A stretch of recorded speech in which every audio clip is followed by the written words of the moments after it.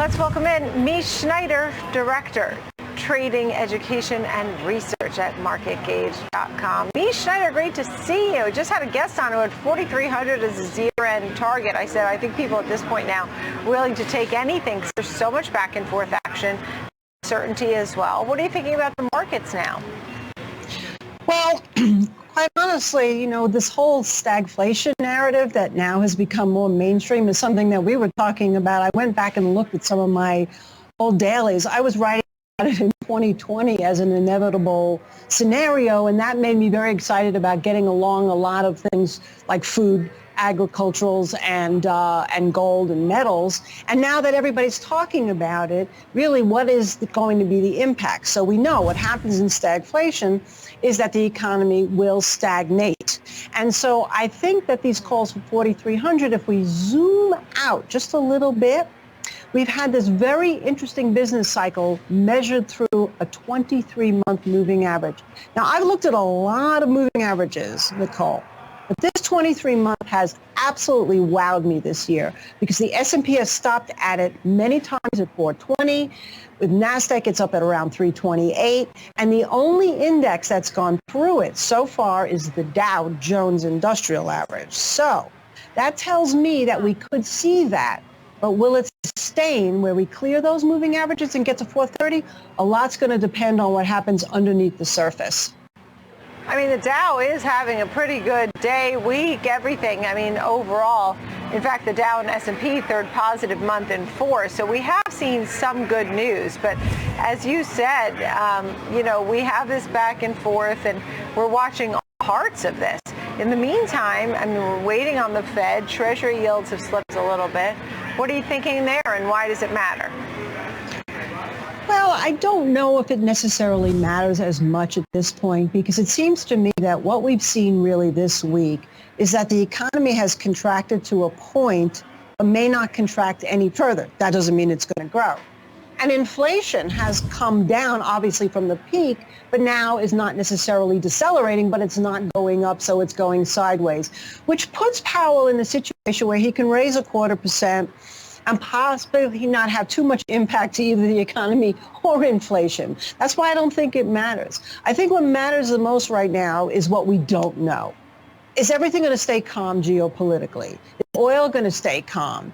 Is China-Taiwan going to behave? Is Mother Nature going to behave? Are these food prices, especially if you look at certain futures like sugar, going to come down?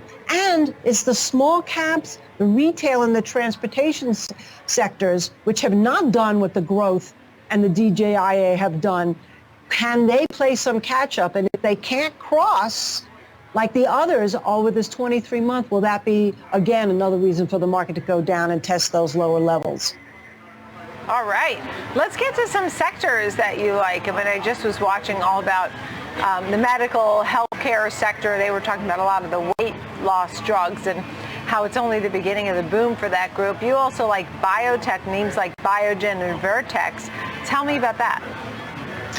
Well, the whole biotech sector, I mean, there's obviously different areas of it, but one of the things that has happened is that a lot of elective procedures were sort of on the sidelines during COVID, and now more and more people are going back and doing those kind of things. But if you just look at Biogen and Vertex in terms of their chart position right now compared to a lot of other sectors and even a lot of other stocks in that area, they are really outperforming. And Biogen alone went up 3.5% today. So it's showing that there's a lot of interest in those areas, and we may not necessarily know all the fundamental reasons why, but clearly there are buyers coming into that space. Yeah. I mean, a lot of folks are betting on these kinds of names for the next decade as the baby boomers get older. And, also the recession situation, that these sometimes could be a little more recession resistant. How about staples, Procter & Gamble, Coty? Well, yeah, I mean, first of all, just looking at the Staples ETF, which is XLP, that's also doing very well. But I like a couple of areas. I like Procter & Gamble. I like things that people are going to need. I've been particularly obsessed with Coty. In fact, you and I talked about it last time I was on. It's the Kim Kardashian social influencer beauty stock. It's doubled, literally doubled since the end of 2022 to now. It went from 6 to 12. And I think it's really basically consolidating here and maybe looking to make another move up. So we still really like it. Understood. You know, what's interesting is a lot of these names here, names like Coty and Ulta Beauty and e.l.f., right, Eyes, Lips, Face, less so for Estee Lauder, but a lot of these have done so incredibly well as the consumer has really shown resiliency, and we've seen that in the earnings overall.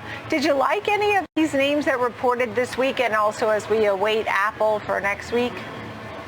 Well, we were already through our quant models. We're long Meta, so we were very happy with those results. Oh, great. Yeah, right. NVIDIA I has not reported yet, but we're long that. I think that stock looks pretty good.